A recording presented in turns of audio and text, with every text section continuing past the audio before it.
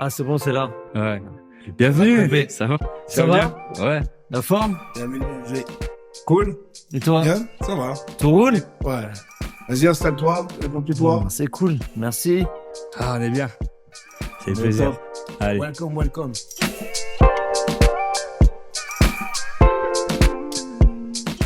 Bonjour et bienvenue sur le podcast chez NJU. Alors aujourd'hui, je suis avec Tony. C'est quoi le principe du podcast? Le principe du podcast, c'est de recevoir une personne qui a réussi à vivre de sa passion.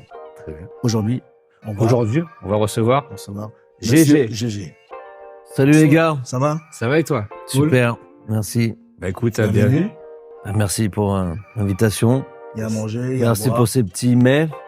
Il y a du soleil. Il fait chaud, il fait bon. C'est ça. C'est le top.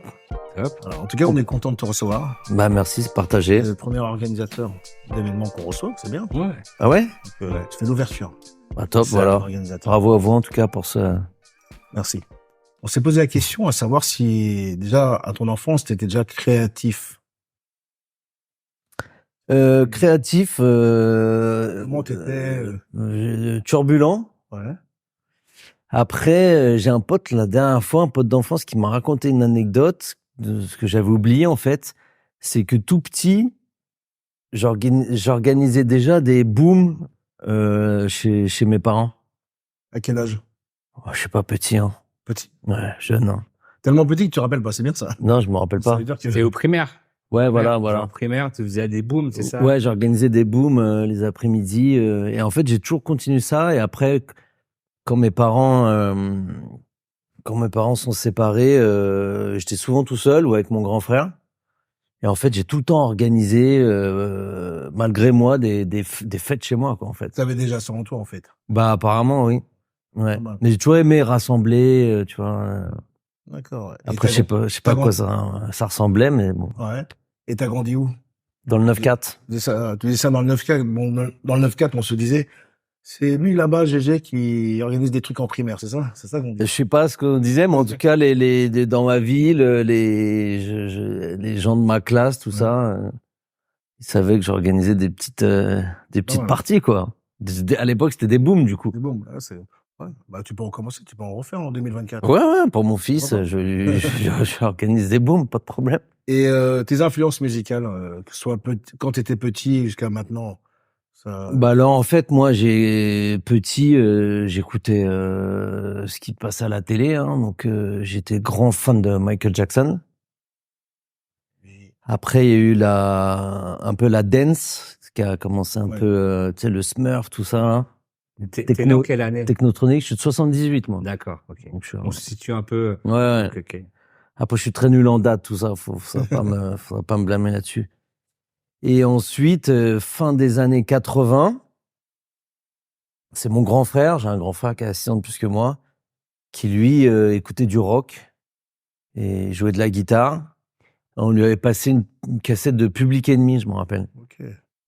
Et il m'avait dit, tiens, regarde, ça c'est le truc de merde, ça va bien être ton genre, parce que j'écoutais un peu Ouais. cette sorte de dance, technotronique, tout ça, des trucs un peu où il y avait déjà des couplets de rap, tout ça. Tout ce qu'on écoutait. Et donc j'ai mis cette cassette de Public Enemy, et puis après j'ai jamais lâché le hip-hop en fait. Et ça C'est c'était nul là, quoi. fin des années 80, ouais, 88, 89, un truc comme ça.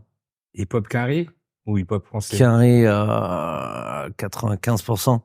Après, le hip-hop français, il est arrivé un peu après. C'est arrivé avec Rap Attitude, tout ça.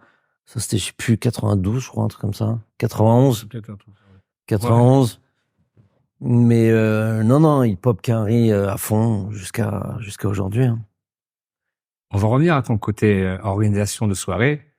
Ça t'est venu comment? Déjà avec les booms, comme tu dis, mais après, Ouais, je crois.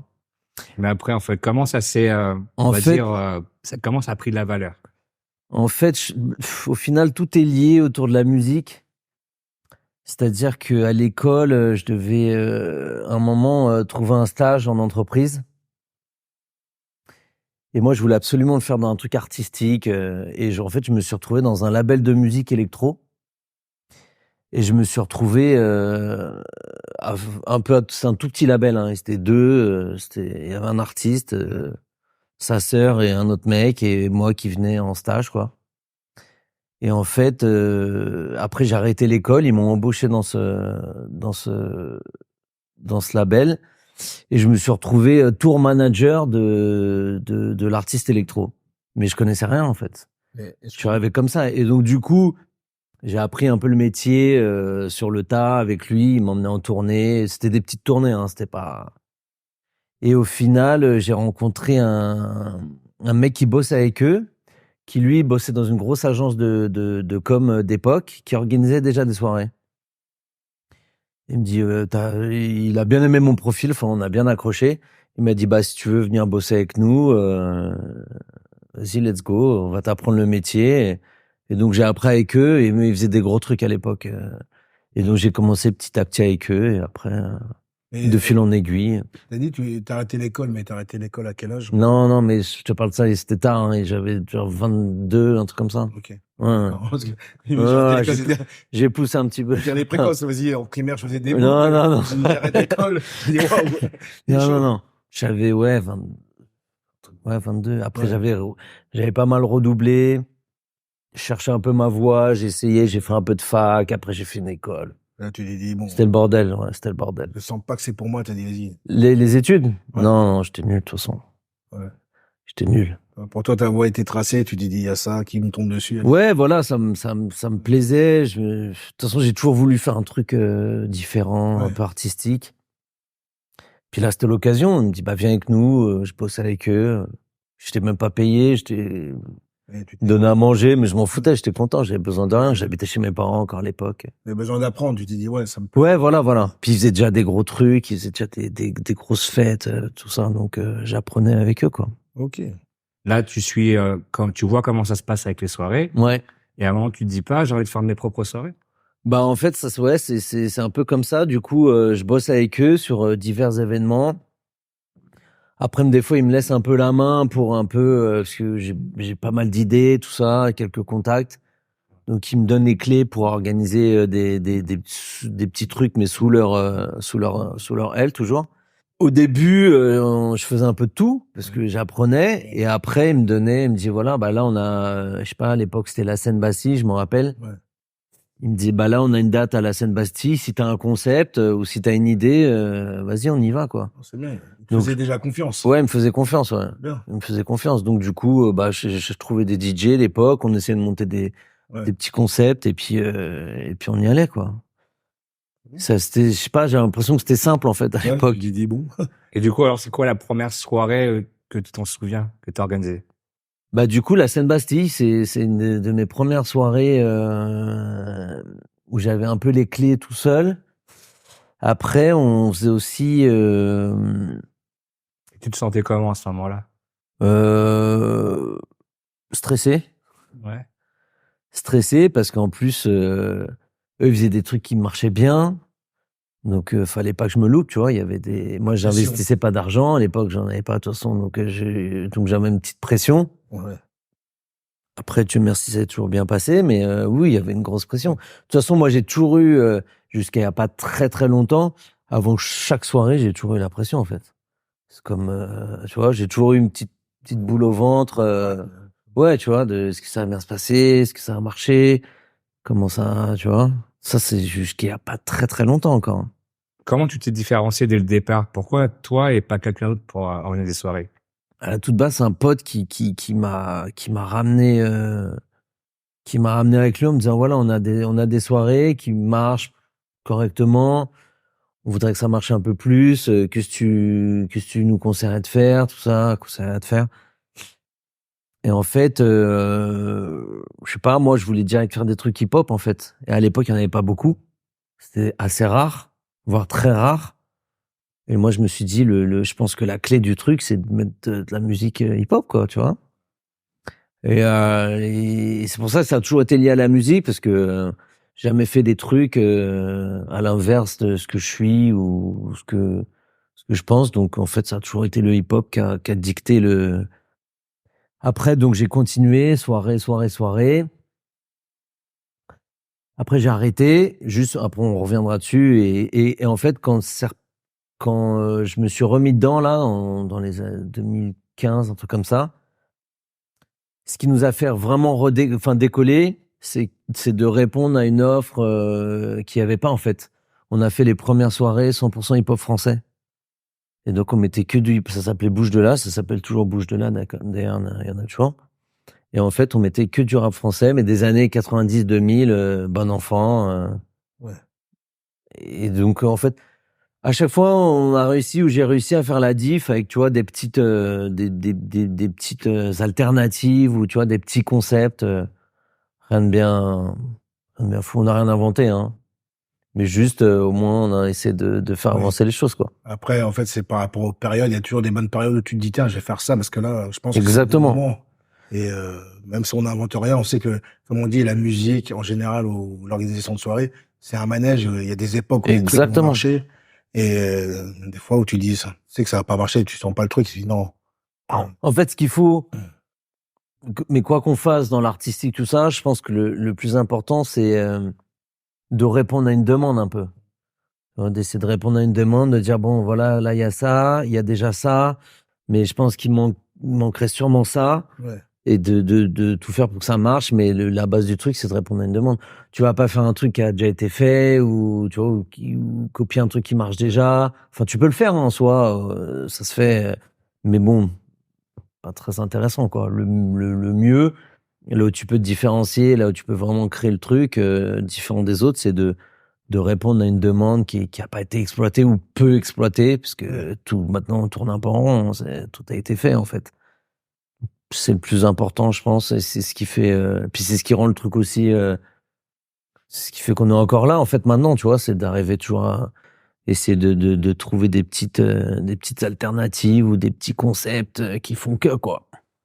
Mais pour retourner sur le passage de ton enfance, là, parce que C'est une psychanalyse, là. T'as vu Je t'écoute, ça. Voilà, l'organisation, parce que t'étais déjà dans ton organisation, mais laisse-moi. À cette époque-là, t'avais pas l'envie, tu dansais, tu faisais du break avec tes potes, tu faisais Super DJ? nul. Non, je faisais rien. Enfin, Tu faisais vraiment rien. je mettais la musique sur la platine de mes parents, Ouais. mais je suis très mauvais danseur. Et DJ, je pense pas être un bon DJ, mais je suis un DJ correct, on va dire. Tu Parce refais? qu'après, oui, je taguais, Tu taguais? à la base. Ok. C'était quoi ton tag? Zik, avec un S. Ouais. Ah ouais? Ouais. Et pourquoi Zik? Je sais pas, à l'époque, tu sais, les trucs comme ça. J'avais dû le voir quelque part, c'était peut-être avec un Z, j'ai mis un S, histoire de... On disait Zik. Zik. Ah, pas mal. Pas mal ça. Ça pourrait marcher maintenant, tu sais, si tu trouves un groupe de rap, tu les appelles Zik. Ouais, les Comme Zik. Les Zik. il y a 3 lettres, maintenant, tu sais, les rappeurs, c'est... Mais là, il y avait un E, S-I-K-E.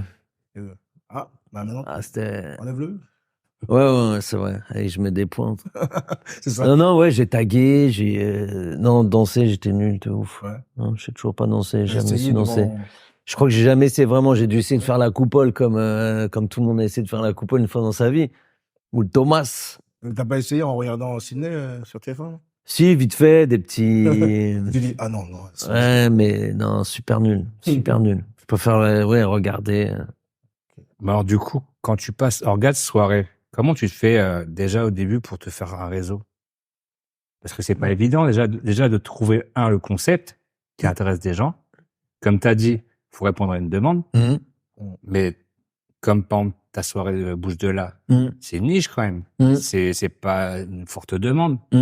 Comment déjà tu arrives à persuader les salles de te louer la salle? Est-ce que toi tu crois à ton projet vraiment quand tu vends le projet? Parce que tu l'as jamais fait en nature avant. C'est clair. Comment tu arrives à te vendre avec des nouveaux concepts? J'ai toujours beaucoup traîné partout. Parce qu'à un moment aussi, on faisait de la musique avec des potes avant ça. Enfin, j'ai toujours traîné et connu pas mal de monde, en fait. Et la toute première fois, du coup, une des premières fois où on m'a donné ma chance en tant qu'un peu RP, etc., ça me disait, mais toi, tu connais tout le monde, pourquoi tu la ramènes pas en soirée, en fait? Et je dis, putain, ouais, c'est vrai, j'avais jamais pensé à ça. Et du coup, pour le côté bouge de là, comment ça s'est fait? Du coup, j'étais avec mon associé, avec Mez, et on nous a proposé une salle, tout simplement. Hein. On nous a proposé les Étoiles dans le 10e, là, On me dit voilà, il y a cette salle qui est dispo. Si vous voulez faire des soirées là-bas, allez-y. C'était le tout début en plus de notre association, donc le début de What's My Name vraiment, qui est notre société actuelle. En quelle année? 2015, 2016. Et du coup, ils nous ont dit bah ouais, là-bas, si vous voulez faire des soirées, c'est une boîte qui vient d'ouvrir. La capacité est bien, le son est bien, allez-y. Et nous, on était un peu foufou, du coup, on s'est dit bon, on va y faire notre soirée bouge de là, auquel on réfléchi, on s'est dit putain, ça peut être un bête de concept. Et ça s'est fait comme ça, hein, avec beaucoup de sueur, beaucoup de SMS perso à beaucoup de gens, un peu de promo sur Facebook à l'époque. Oublié à l'époque, ouais. Bah ouais, on essaie des partenariats avec les radios, tout ça, tu vois, à l'époque, c'était... Puis beaucoup de posts sur Facebook, partout, inonder les murs. En même temps, c'est proche, c'est vrai que c'est marrant de dire à l'époque, parce que 2015-2016, c'est quand même proche. Et en même temps, c'est proche, mais en même temps, dans le game, c'est... Il y a une période où tu sais que le SMS va fonctionner. Avant, il y a des moments où c'était les newsletters. Là où moi, j'étais fort à l'époque, je m'en rappelle, on me disait, putain, toi, t'es un tueur, c'est à l'époque de MySpace. Ah oui. À l'époque de MySpace, en fait, les gens, ils postaient, c'était axé vraiment sur la musique. Ouais. Et moi, je crois qu'à Paris, bon, je sais pas à vérifier, mais je crois que je suis un des premiers à avoir posté des flyers. Et du coup, vu que c'était le début un peu de MySpace et tout le monde postait de la musique, je me suis dit, putain, mais pourquoi pas poster le flyer? Et j'inondais les murs de tout le monde. Parce qu'à l'époque, on pouvait aller sur les murs et mettre les trucs et ça restait. C'est quoi? Et je foutais les flyers, je me rappelle à l'époque. T'as pu te démarquer par rapport aux autres. Exactement. Oui, bah, de toute façon, faut toujours trouver des petites techniques, hein. Mais c'est bien, parce que les gens vont dire, ah, c'était lui, ouais, je me rappelle. C'est possible. Mais je sais pas, à vérifier, mais ouais. Je crois que je suis un des premiers à l'avoir fait ça. En tout cas, à Paris. Tu l'as pas fait, toi. T'as pas eu l'idée. MySpace. Après, tout le monde l'a fait. Ouais. Tout le monde t'a coiffé après. Je sais pas si c'est moi, mais j'avais dû le voir au States, je pense, parce que j'ai toujours regardé ce qui se passe là-bas. Et j'avais dû voir un mec qui poste un flyer de soirée, là, au lieu de poster un son. Et je dis, putain, bah, il faut faire pareil. À base. C'est clair. Et puis c'est vrai que des fois, les idées, elles viennent comme ça et tu dis, bah ouais, je vais faire ça parce que tu dis, bon. Bah ouais. En fait, il faut pas se poser de questions, quoi. Au bout d'un moment, t'as un truc qui te passe par la tête, tu tentes, hein. Puis des fois, tu dis, bon, même si tout le monde peut y penser, des fois, tout le monde peut y penser, mais ne va pas le faire.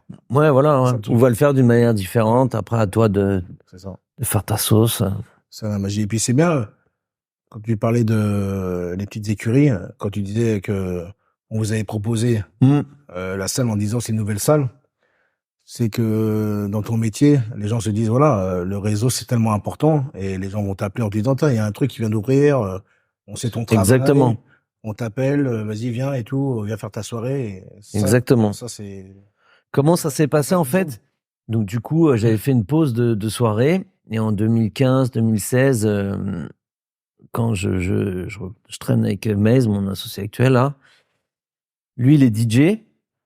Il travaillait à côté, mais il était DJ et il voulait se lancer dans les soirées. Et donc, je dis, ah, moi, mec, les soirées, tu vois, c'est bon, je pense avoir fait le tour. Je dis, mais non, il y a encore des trucs à faire. Et du coup, à la base, on a fait des brunchs au début. Je dis, en plus, la nuit, c'est fatigant. Et à la base, on a fait des brunchs festifs. On a fait ça au Bliss.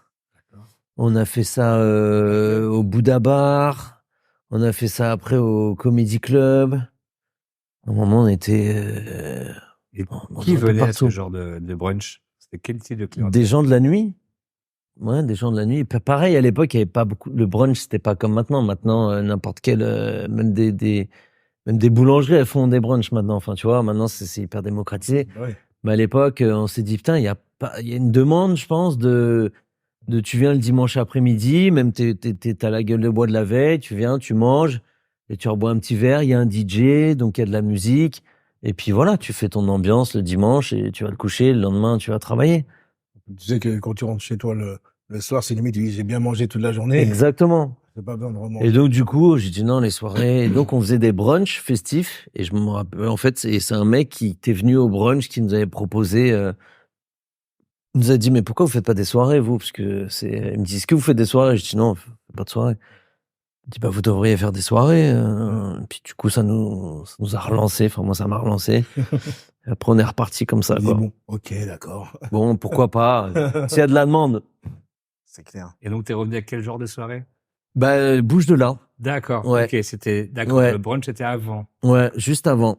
Ok. Avec les soirées bouge de là, 100% rap français des années. J'ai quand même osé. Bah ouais, d'où. Mais les gens nous ont dit, pour la petite anecdote, donc la première, on a dit putain, faut faire avec un gros DJ, tu vois, on va pas le faire avec des petits DJ, quoi. On voit les choses en grand, donc on contacte LBR, DJ LBR, qui est un Très grand DJ. mastodonte de la scène parisienne. Et on lui dit, bon, on aimerait te voir pour te proposer un truc. Ok, on va le voir, un truc. Il me dit, mais vous êtes fous, les gars, c'est pas possible. Il me dit, ouais. Dans quel sens il dit genre techniquement, d'envoyer autant de sons direct. Après, on dit, mais si, c'est sûr. Et on a carrément bossé avec lui des playlists. En fait,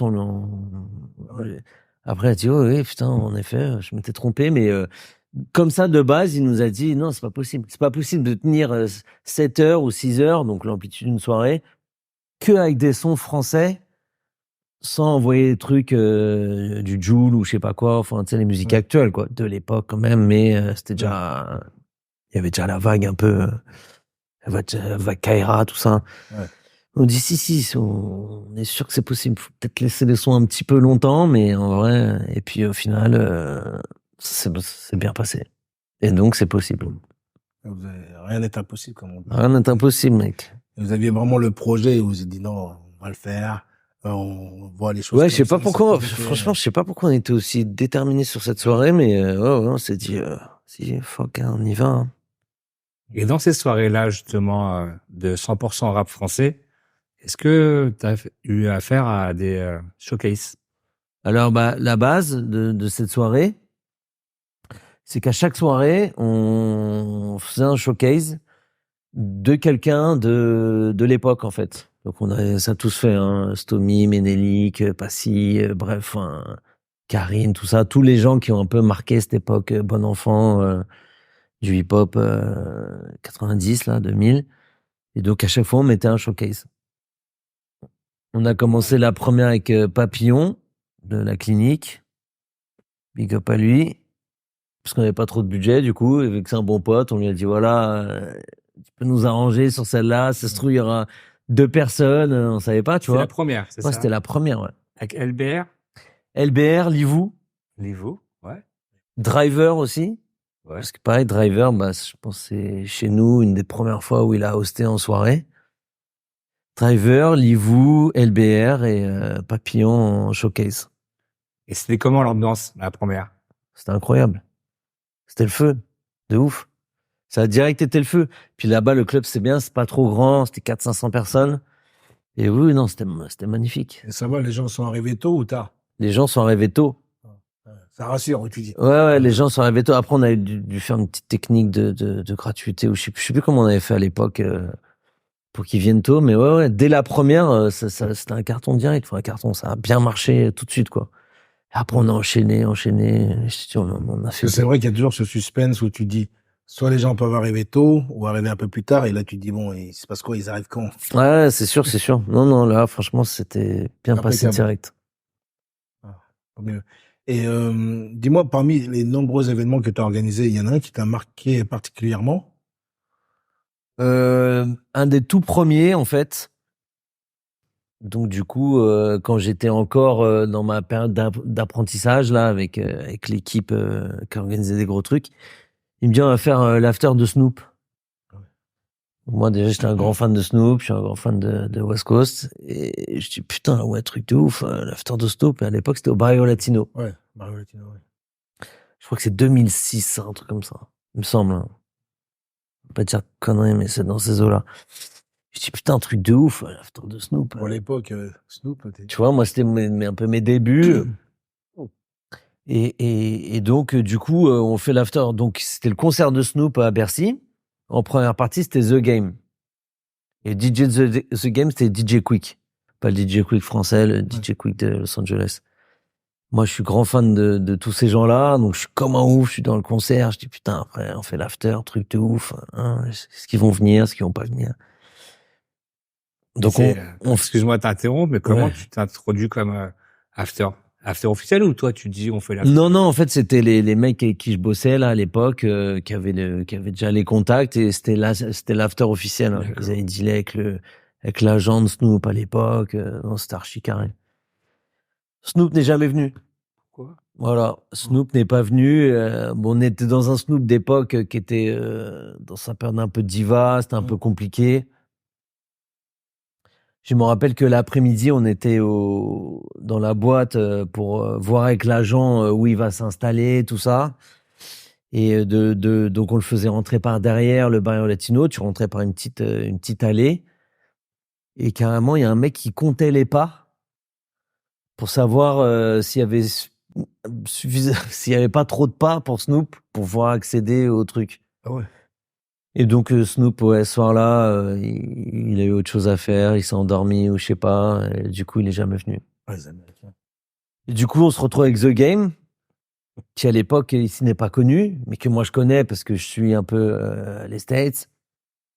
Et donc les mecs avec qui je bossais à l'époque, ils me disent ah putain Snoop il est pas là, c'est chaud tout ça. Mais bon, ils vont pas trop cramer parce que Latino il y a 4 étages et on dira qu'on l'a mis dans le VIP tout en haut et que personne l'a vu. Mais bon, c'est quand même un peu relou.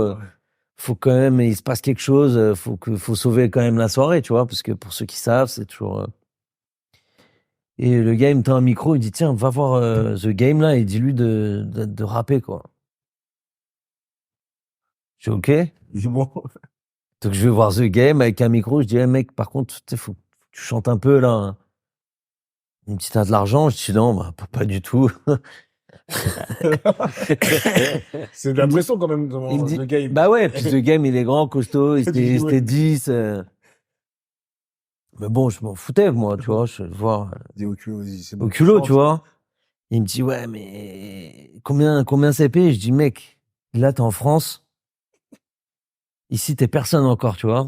Moi, nous, on te connaît un peu parce qu'on suit les States, mais ici, c'est bien tu vois, si tu chantes, tu vas te faire un peu connaître, tu vois, c'est bien pour ta promo. Ouais.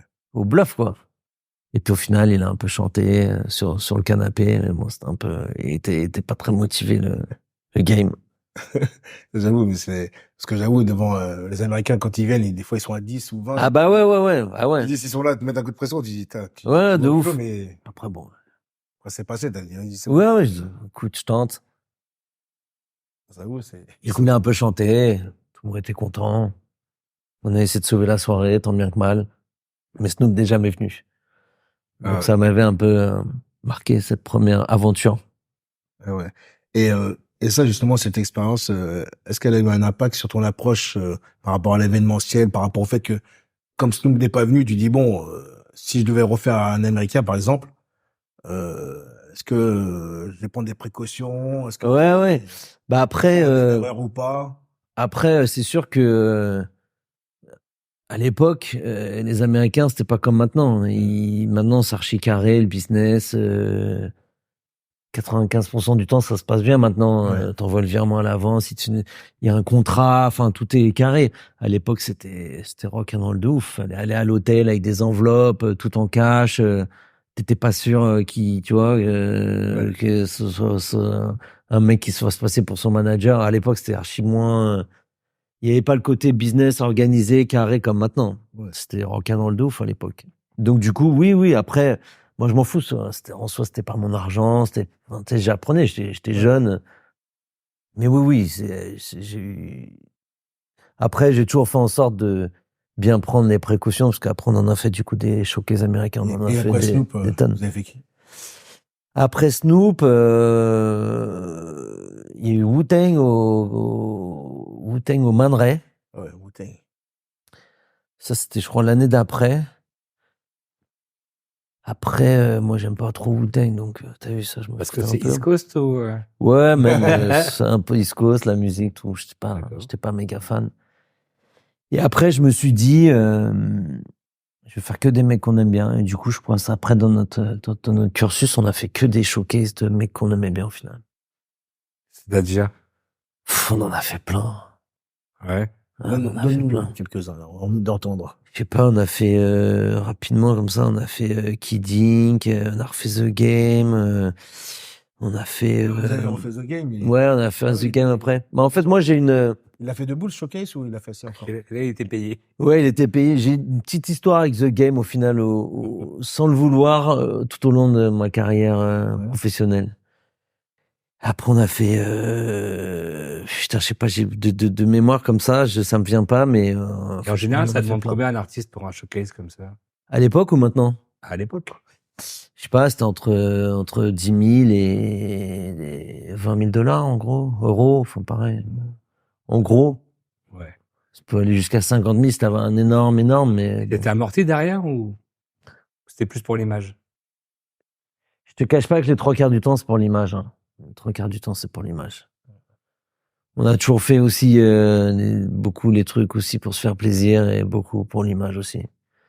Quand, par exemple, on fait un DJ Jazzy Jeff qui vaut, je crois, 20, 25 000, un truc comme ça, tu sais que c'est très compliqué d'être rentable avec un cachet comme ça, sur un mec comme ça, même si c'est une légende dans son milieu, il va pas te ramener non plus, tu vois, pas te ramener 5 000, 3 000 personnes avec des mecs qui dépensent de ouf. Donc là, les Américains, c'est toujours un peu compliqué. Récemment, on a fait Taiga là, il y a pas très longtemps, l'année dernière.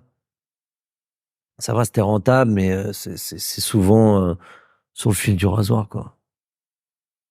J'aimerais savoir, entre le moment où tu dis, bon, j'ai envie d'organiser des soirées et je veux gagner ma vie avec, c'est à quel moment ça? Tu dis, là, j'y crois, je gagne de l'argent avec et j'en vis et c'est ma passion.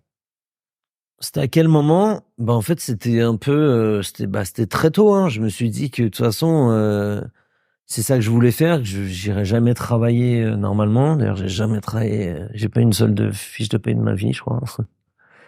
Donc, je me voyais pas travailler dans des bureaux, tout ça. Donc là, je voyais que j'étais avec des gens compétents. Il y avait qui appréciaient un peu mon travail, même si je faisais pas grand chose, je pense à l'époque. Mais bon, apparemment, ça avait l'air de passer. Qui m'appréciaient. Et je voyais qu'il y avait des opportunités. Dès le début, je me suis dit putain, faut que c'est ça, faut que je fasse. Il faut que je trouve un moyen de gagner de l'argent. Donc au début, ils me jetaient comme ça des petites piécettes, mais après, au final, plus j'avais de responsabilités, un peu plus Ça a pris de l'ampleur. je gagnais de l'argent. Ouais. Et puis après, bah, j'étais tout seul, du coup.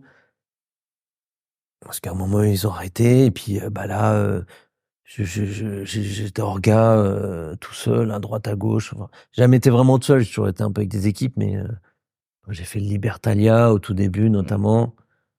Qui me chercher en me disant, voilà, il y a des soirées là, mais faut que ça marche plus, faut un peu plus de monde. Ils mettaient beaucoup de Caribéens à l'époque. Bin et Steve. Je me rappelle. Et du coup, je dis, OK, moi, je suis chaud, mais il faut mettre 50% hip-hop. Sinon, il n'y a pas de... Et donc, du coup, voilà. Après, ça a fait boum. Après, ça fait boum de ouf. En fait, eux, ils se sont pas dit, tiens, on va mettre un peu de hip-hop, machin. T'es arrivé, t'as dit, faut mettre un peu de hip-hop. En fait, t'as fait un peu le taf d'un directeur artistique qui visualise, qui regarde, qui se dit, bon, les gars, non, mais là, en fait, faut rajouter ça. Exactement. Et après, ça marchait de C'est ouf. ça que c'est beaucoup d'observation aussi. En fait, on revient tout le temps au truc de dire, de répondre à une demande, en fait. Ouais. Tu vois? Ouais. Nous, on vient d'une génération où c'était très rare les soirées hip-hop. Enfin, il y en avait à droite à gauche, mais c'était pas comme maintenant. Maintenant, le hip-hop, c'est une nouvelle variété. Mais à l'époque, c'était compliqué. Hein. Il y avait quelques trucs, mais c'était extrêmement rare. Tout à l'heure, on parlait du stress que tu pouvais avoir au début de la soirée ou peu importe le moment. Tu sais, quand tu fais des événements, on sait que c'est stressant. Et quelle est ton astuce ou qu'est-ce que tu fais face au stress depuis 20 ans? Bah, tu vas au bar et puis tu prends une petite consommation.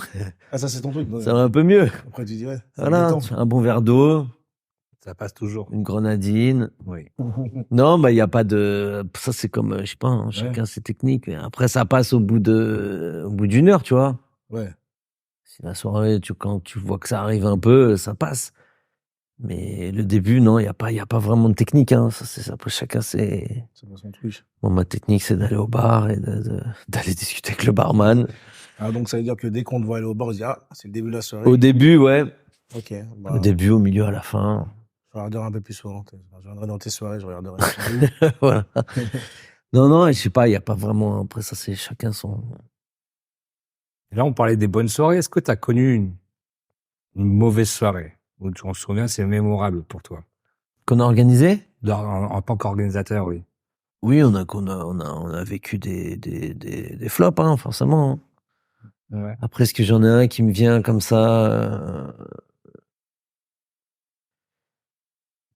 il y en a pas un peu plus marquant que d'autres, mais oui, forcément, on a connu Ouais. on est passé à travers. Hein. Si, j'ai des petits souvenirs quand même, mais bon, j'ai pas balancé. Mais oui, si, il y a eu des petits flops, hein. Et des beaux flops, même. Après, ça fait partie du jeu, hein. Ah oui. Des fois, t'es là en confiance, tu prends trop de risques ou ça y est, tu taffes moins parce que tu sais que ça marche plus ou moins facilement et bah voilà, c'est là qu'arrive la rouste. Ouais, tu t'y attends pas, tu dis, ah ouais, c'est vrai. On a tous connu ça, hein, comme un artiste, Ouais. il a connu des morceaux qui fonctionnent moins, ça malheureusement, ça fait partie du jeu, hein. Et ça fait même du bien, ça te remet un petit coup Ça te remet en question. une tarte et après, exactement, après, Ouais. toi de revenir plus fort. Ouais. Et on va dire, parle-nous du concept derrière What's My Name, le concept de What's My Name, tu sais, votre union avec ton associé, de la création, de pourquoi What's My Name, enfin, le pourquoi du comment, de tout ça. Donc What's My Name, bah, c'est arrivé au moment où donc du coup des brunchs, tout ça, où du coup Ouais. moi je me suis remis le pied à l'étrier dans les soirées. Pourquoi What's My Name? Bah pour 2-3 trucs déjà, parce que nous on est des mecs plutôt discrets. Donc on s'est dit bah si notre truc il marche, parce que on a remarqué quand même les orgas de soirée aiment bien se mettre en avant. Pas tous, hein, mais Ouais, pas tous. on a remarqué ça quand même. Ils aiment bien le show, se montrer, ils aiment bien faire un peu les beaux, tout ça. Après, bon, chacun fait ce qu'il a à faire, hein, c'est pas une critique. Et donc, du coup, nous, vu qu'on est des mecs assez discrets, on s'est dit, bon, bah, on va essayer de faire marcher nos soirées au mieux et que les gens se demandent, mais qui sont derrière cette soirée, quoi. Ouais. Donc, d'ailleurs, What's My Name, après, par rapport aussi à Snoop, What's My Name, voilà. Donc, il a validé, non? Bien sûr, 1000 fois. Il a dit, ah bien. Bien sûr, il a validé 15 fois. Il dit, ah, la dernière fois, je suis pas venu, mais je me rattraperai, t'inquiète. Non, donc du coup, c'est venu comme ça, un nom, on voulait un nom anglais qui sonne bien. Après, on a modifié l'écriture, que ça sorte un peu du lot, voilà. Ok, non, ok. Tout bêtement. Tout bêtement. Ouais. Bah, c'est bien, parce que ça va vraiment avec le fait, comme tu dis, tu sais, quand les gens, des fois, bah, ils sont dans une soirée, mais tu sais, ils arrivent, c'est les nouveaux arrivants, et ils vont se dire, mais qui organise la soirée? Ils savent pas trop. Et Ouais, puis, voilà. des fois, on est sûr que ça t'est déjà arrivé que les gens parlent avec toi sans savoir que c'est toi. Ouais, bah, des milliards de fois, ça. Et là, tu dis, ah, ça, c'est Ça, bien, parce que c'est cool, ouais. ça. Oui, nous, on s'est dit, le but du truc, c'est que c'est le produit qui fasse parler de lui plutôt que les orgas ou les dirigeants, bref. Ok. Et comment t'as composé ta team de soirée? Naturellement, avec des gens qu'on a rencontrés, des gens qui gravitaient un peu autour de nous, donc souvent des amis ou des potes ou des connaissances. Et puis, soit ils nous ont proposé, soit on s'est dit, bah, tiens, toi, t'es plutôt bon là-dedans, ça t'intéresserait de faire ça? Oui, toi, t'es plutôt bon là-dedans. Est-ce que ça t'intéresserait? Et voilà. Ça s'est fait vraiment, on n'a pas recruté spécialement, ça s'est fait archi naturellement. Qu'est-ce qui te parle et qu'est-ce qui te parle pas au niveau de tout ce qui se passe maintenant dans l'événementiel? Il y a le facteur déjà où on a pris de l'âge. Donc est-ce que on a encore une vision juste de la chose? Est-ce qu'on a encore une vision honnête, on va dire, par rapport à ce qui se fait et la vision aussi de ce qui se fait? Est-ce que ça te plaît? Est-ce que ça te plaît pas? Est-ce que tu penses? Je sais pas. Après, moi, je pense que tout s'est un peu uniformisé, comme dans tout en fait, j'ai l'impression. Donc tout est un peu pareil. Il y a plus grand chose qui sort du lot, j'ai l'impression. Est-ce que avant il y avait ça? Mais j'ai l'impression que c'est très, tout c'est un peu uniformisé. Il y a rien vraiment qui se démarque d'autres trucs. Un peu comme la musique, non? Un peu comme la musique, ouais. Après, on va pas se mentir, l'événementiel, c'est un secteur qui se porte pas au top en ce moment, tu vois, qui est un peu en crise, on va dire.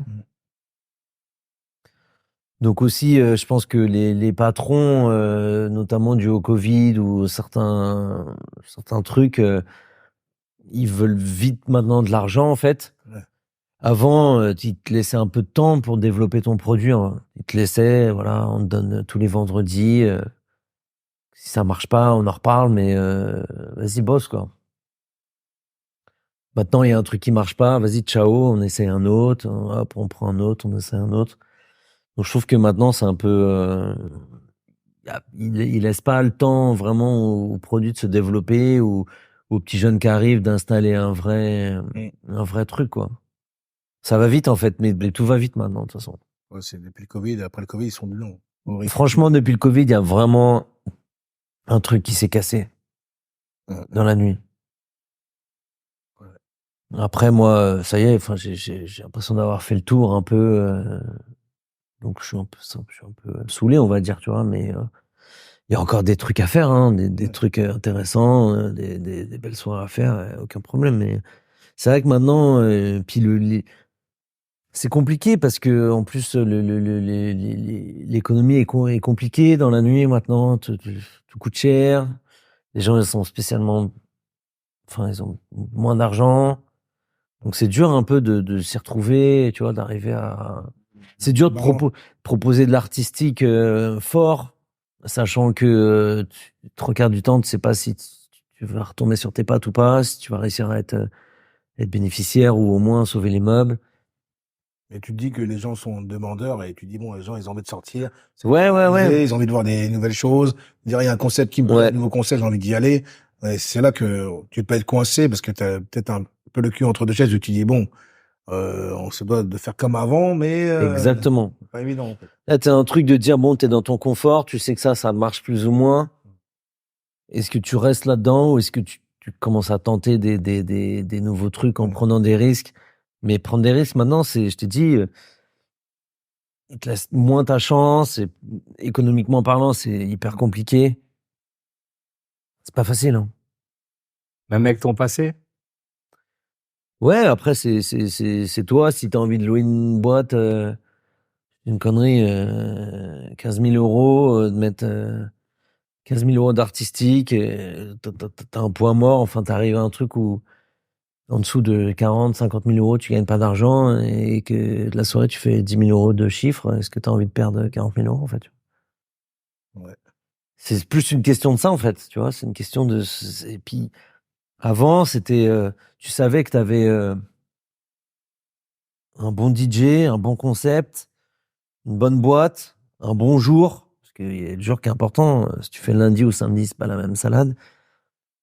Quand t'additionnais un peu tout ça, tu savais que ça allait plus ou moins marcher.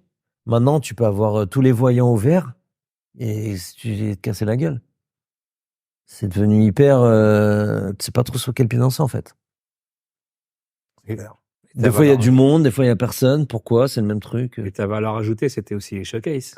En plus La de valeur soirée. ajoutée, ça a été les showcases à l'époque. Après, les showcases, ça a été fait, refait, sali. Ouais. Et du coup, ça a perdu un peu de sa magie, quoi, en fait. Maintenant, tu vois, tu mets un gros showcase, bon, sauf si c'est un énorme truc, mais avant, les gens, ils étaient comme des oufs. Nous les premiers, quand on allait voir des mecs en showcase, des quinries, on n'avait pas l'habitude, c'était incroyable. Maintenant, les petits, ils s'en battent à moitié les couilles, en fait. Et tout à l'heure, je te parlais de ton enfance, savoir si tu avais fait DJ, danseur, etc., etc. Et en fait, je me rappelais que, bon, il y a quelques années, enfin, il y a pas trop longtemps, tu vois, c'était pas pendant ton enfance parce qu'on se connaissait pas, mais que tu mixais dans tes soirées aussi, j'ai déjà vu ça. Exact, ouais, Warm-up, mixer dans tes soirées entièrement, je me suis dit, Ouais. pas mal. Et ce truc-là, en fait, de mixer, tu l'as fait souvent, tu vas le refaire. Comment ça t'est venu de te dire, tiens, je vais mixer dans mes propres soirées, pourquoi pas Bah, déjà, jeune, je faisais des instrus à l'époque.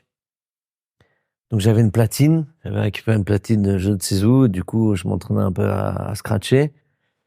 Et après, j'ai jamais voulu être spécialement DJ, mais vu que je connais pas mal la musique et du coup, je sais plus comment c'est venu en vrai, hein, je sais plus comment c'est venu comme ça, hein, parce que j'ai jamais eu de platine en fait chez moi. Mais au bout d'un moment, il a dû manquer un mec peut-être pour un warm-up. On dit quelqu'un s'est mixé. T'étais là au Je bon dis, ouais, moment. j'étais Toujours là. au bon moment. Et après, oui, c'est vrai que pendant pas mal de temps, je faisais soit les warm-up ou soit je mixais dans la soirée avec un autre entièrement. Ouais, c'est un truc qui. Et puis là, je le fais encore parfois de temps en temps. Et tu prends ton pied à le faire? De ouf. Ouais. En fait, j'aurais dû être DJ, moi. Je sais pas pourquoi j'ai loupé. J'ai jamais trop Enfin, tard. ouais, après, c'est bon. Mais oui, oui. Mais c'est le DJ, c'est le meilleur métier du monde, mec. Pourquoi? Mais tu mets de la musique. Et t'es payé pour mettre de la musique. Et voir les gens s'amuser sur les sons que tu passes. C'est pas le top quand t'aimes la musique. Ouais. T'es payé pour partager de la musique. Enfin, c'est pas le meilleur métier du monde. Je sais pas lequel c'est, hein. Regarde, soirée. Mais non, regarde, t'es là, T'es payé. t'as le stress, tu gagnes pas, des fois tu te fais chier pendant ta propre soirée, c'est long, faut Ouais, attendre la fin. mais quand t'es DJ, tu peux avoir aussi un petit stress où tu te dis, quand ça se vide un peu la piste, tu dis non, il faut qu'ils reviennent. Ouais, bon Il après peut y ça avoir c'est ce ton petit problème, truc. mais quoi qu'il arrive, tu mets la musique, c'est quand même Il dit ouais, c'est quand même cool. Et je crois Ouais, qu'à un moment aussi c'est pour ça, je mixais un peu, c'était aussi pour je- pas se faire chier en soirée et du coup, parce que tu t'amuses pas comme dans une soirée où t'es client, parce que c'est ta soirée, t'as d'autres, tu vois. D'ailleurs, ça, c'est un gros sujet que les gens c'est pas de leur faute, tu vois, mais tu sais, quand t'as des potes qui viennent à tes événements et tu sais, qui te parlent de trucs, tu sais, tu vois pas souvent, donc du coup, peut-être, ils te lancent dans des grandes discussions, mais c'est pas le moment, en fait. Des fois, t'as la tête ailleurs, il y a ça qui va pas, t'es obligé de le gérer, ou il y a ça qui truc, ou Justement, en parlant de potes, comment tu gères ta liste en soirée? Parce que forcément, en orgasme la soirée. liste d'invités. Ouais. Bah, je sais pas, moi, j'ai toujours été, je pense, généreux. Quand tu peux pas, hein, mais j'ai toujours invité le maximum de potes. Puis en plus, t'aimes bien avoir tes potes en soirée quand même, tu vois. Ça y a un côté, c'est cool parce que t'es avec tes potes, donc tu rigoles un peu plus. Non, les listes, bon, c'est pas un souci, hein. Tu vas être listé. Si je peux, je te dis c'est oui. bon, vous avez entendu, hein, c'est bon. Si je peux pas, je te dis, bah, je peux pas, hein. Ok. 3/4 du temps, on peut, hein, en tant Ouais. qu'orga, on va pas se mentir, hein. En tant que vétéran de l'événementiel, en tant que dinosaure de l'événementiel depuis plus de 20 ans, quel conseil donnerais-tu à une personne qui veut rentrer dans le domaine, qui veut monter son entreprise dans l'événementiel? Quel conseil tu pourrais lui donner? Qu'est-ce que Bah, tu pourrais lui apporter comme tips? comme type, c'est un peu ce qu'on se disait tout à l'heure. Je pense qu'il faut analyser un peu ce qui se passe et proposer quelque chose de différent, en fait. Ou répondre à une demande, sonder un peu ses potes, ou se dire, ah bah là, il y a ça, ça, ça. C'est bizarre qu'il n'y ait pas ça. Ce serait logique que ça marche quand même parce que, voilà, sauf si t'as une idée saugrenue de, c'est quoi, soirée, je sais pas, j'en sais rien, pas dire une connerie, mais si Je l'ai vu dans ton regard. ouais, ça peut partir vite. Mais du coup, d'essayer de répondre à une demande, même si tu penses que c'est une petite niche au début, bah, tu peux très bien commencer petit et après grossir dans le truc. Donc, et puis après, quand on y croit, faut y aller, en fait. Mais faut être un peu fou, de toute façon, pour faire l'événementiel, je pense. Ouais, comme l'épisode avec LBR où il a dit non, on veut faire ça comme ça, comme ça. Il a dit, mais les gars. Ouais, voilà. Si on l'avait écouté, Ouais. bah, on l'aurait peut-être jamais faite, cette soirée. Oui, on aurait mis d'autres musiques. Autrement, ouais, vous auriez fait autrement et On se dit, mais non, les gars, c'est pas possible. Mais si, c'est déterminé. possible. On connaît, t'inquiète. On connaît l'ancien. On va pas t'apprendre l'ancien parce que t'es notre ancien, mais on connaît. On connaît, on sait. Est-ce que tu peux nous raconter ton aventure dans le tatouage? Moi, je me suis fait tatouer jeune, ici à Paris. Et à l'époque, c'était pas comme maintenant. Tu te faisais tatouer par des gens qui n'étaient pas spécialement dans ton délire. C'était un truc de rocker à la base, le tatouage, tu vois, un truc de rocker ou Et nous, on était du coup du milieu urbain, de la culture street, on va dire. Il y avait pas, voire très peu, il y avait un petit peu, hein, mais de gens qui avaient ton langage, en gros, tu vois. Et c'était l'époque des States où on commençait à voir les corps tout tatoués, les Lil Wayne, machin. C'était les débuts de ça, les débuts. Hein. Et donc, du coup, je dis, putain, mais c'est bizarre qu'en France, quand même, on a le hip-hop aussi, on a tout, on a les codes, trucs, mais il n'y a pas de salon de tatouage qui répond avec des gens comme nous pour tatouer des gens comme nous, en fait. Et donc, du coup, je me suis dit, bah voilà, il y a une offre, il y a une demande, je pense. Allons-y. Donc, j'ai monté un salon de tatouage très américain, on va dire, très street américain. Et puis, donc moi, j'ai jamais tatoué. J'étais le gérant, en fait. Et donc, je cherchais des tatoueurs qui étaient dans mon délire, qui pouvaient répondre. Et puis, voilà, ça s'est bien passé. Toi, t'avais l'idée, t'avais le concept dans ta tête. Ouais, d'y aller. j'avais l'idée, j'avais le concept. Je me suis dit, j'en avais marre de l'événementiel à cette époque-là. C'était la pause. Je me suis dit, ouais, c'était la pause. Je me suis dit, je vais pas faire de la soirée toute ma vie. Ça tourne en rond, c'est nul. Je vais pas aller dans un bureau m'asseoir, c'est bon. Ah non, bah non, ça c'est impossible. Donc du coup, j'ai lancé ça. Et pour revenir à ce que je vous ai dit tout à l'heure sur The Game, donc on est en 2010. Je crois que c'est 2010. Hein. Et à un moment, il y avait des tempêtes de neige à Paris, là. Je sais pas si vous vous souvenez de ça. À un moment, en hiver, il y a eu des fortes tempêtes de neige. Et en fait, ce qui fait que même les avions étaient bloqués, tout ça, ça avait duré une petite semaine. Et donc, du coup, vu que j'étais de l'événementiel, il y a un pote qui m'appelle, qui me dit, ouais, je suis avec The Game à Paris, il veut sortir, parce qu'il est là, il est bloqué 3-4 jours. Si t'as des soirées, si tu fais des soirées, je dis, bon, écoute, si tu veux, on peut sortir dans les soirées, mais moi, j'ai rien perso. Je dis, mais par contre, là, je viens d'ouvrir un salon de tatouage. Si tu veux le ramener, qu'il voit au moins, tu vois. À la base, je pensais pas qu'il allait se faire tatouer, mais qu'il voit avec ses potes, avec plaisir. Il dit, ok, vas-y, bah, on vient demain. Ok. Ils viennent le lendemain, et puis du coup, bah, comme il se faisait un peu chier, au bout d'un moment, tu fais un peu de shopping, tout ça. Donc, on a passé la journée avec The Game, il s'est fait tatouer. Donc, on l'a tatoué. Je venais juste d'ouvrir le salon de tatouage, en fait. Et c'était le The Game à l'époque qui était, tu vois, Et il s'est rappelé de l'épisode d'avant. Je lui ai dit, il s'en rappelait pas. Il me se rappelait de venir à Paris, tout ça, mais il se rappelait pas de moi. C'est le destin qui le ramène chez toi et tout. Exactement. Et donc, du coup, à l'époque, après, j'ai inondé les réseaux sociaux de trucs et ça nous a fait une pub de ouf. Il n'y avait plus MySpace. Hein. Il n'y avait plus MySpace, on était dans Facebook à fond à cette époque. Et du coup, voilà. Et après, ça s'est dit, putain, c'est quoi ça, mon tatouage qui vient d'ouvrir? Il tatoue The Game, il tatoue lui. Parce que du coup, j'avais mon petit carnet d'adresses par rapport aux soirées.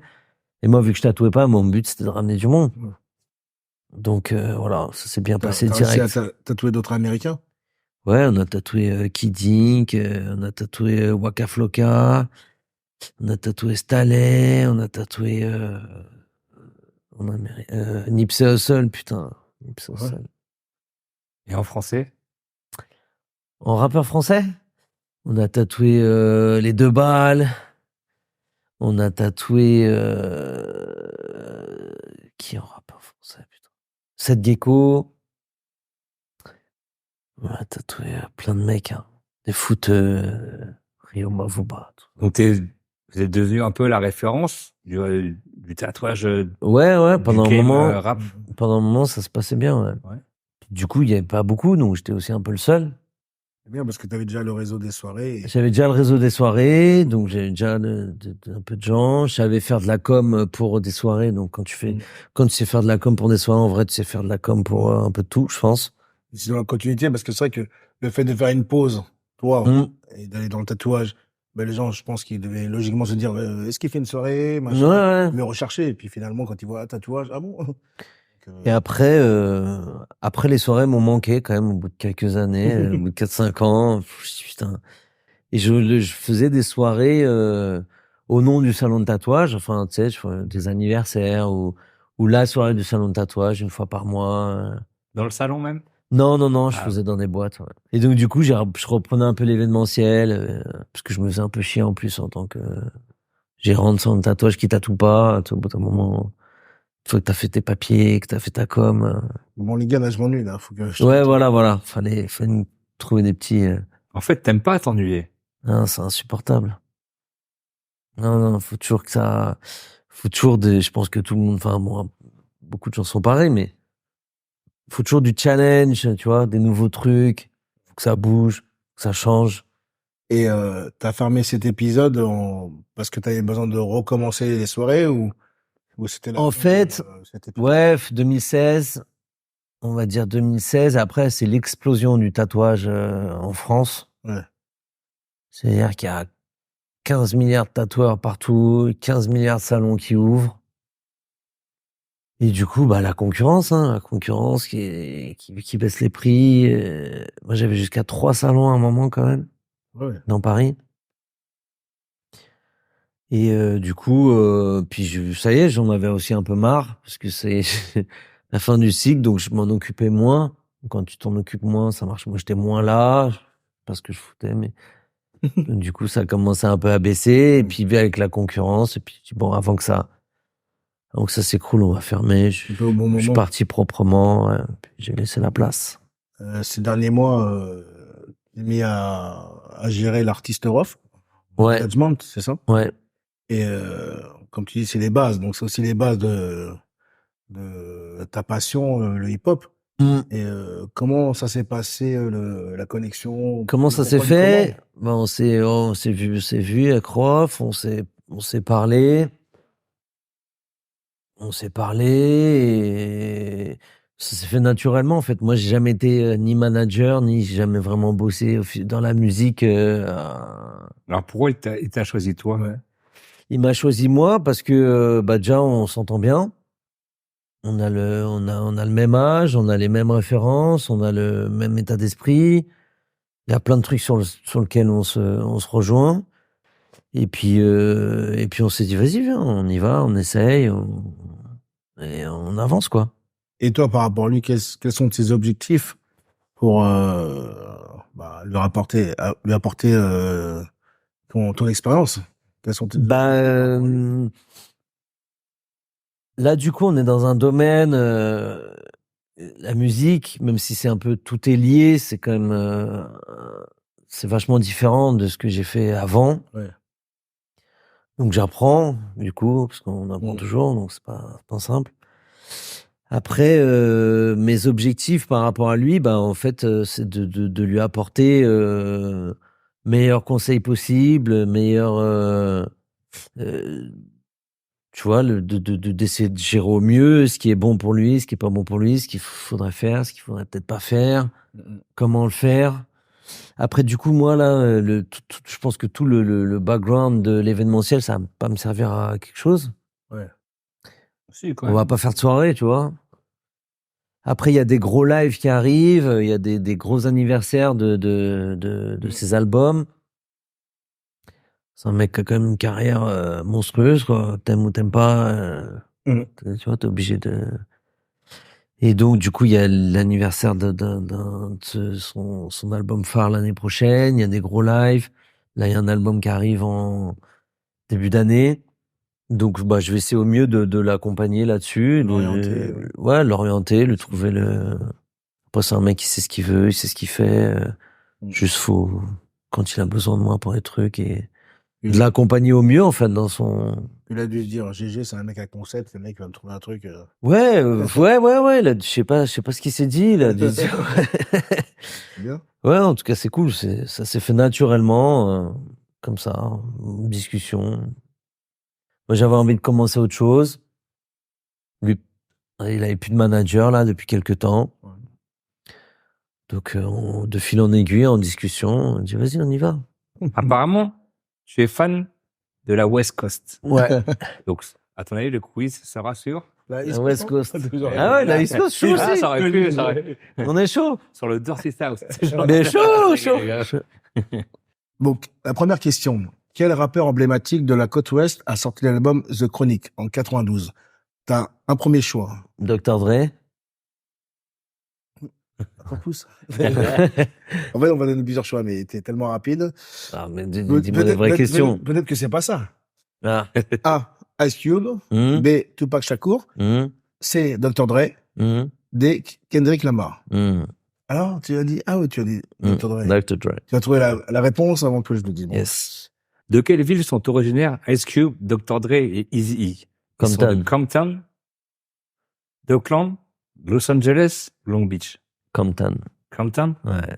On va le dire oui. Ouais. Allez. Allez, t'es là. Bah oui. Allez, ça va. Ça. Bon, en tout cas, merci. Merci d'être à vous, venu. les gars. Ouais, on Merci en a beaucoup. appris plus sur toi. Ça fait un plaisir. Hein. Après des petites choses croustillantes. Des petites Maintenant, quand anecdotes. vous irez en soirée, vous pourrez dire, ah. Ouais. Je connais GG encore plus. Ouais. Et donc, on te retrouve l'année prochaine avec des nouveaux concepts. Il y a Rof. Il y a Rof, ouais. What's My Name. Oui, je pense, oui. Oui, il n'y a pas de... Il y aura peut-être une surprise en dehors de l'organisation de soirée, peut-être en dehors de... Ouais, fabrication de macramé, c'est ça, c'est pas... Oh, GG, on l'attendait au tournant, mais alors là, pas du tout, là. Non, ouais, l'année prochaine, What's My Name va avoir des trucs cool. Ok. Top. Ouais, c'est top. En tout cas, merci. Merci. Merci à vous. Ciao. À très vite. Yes.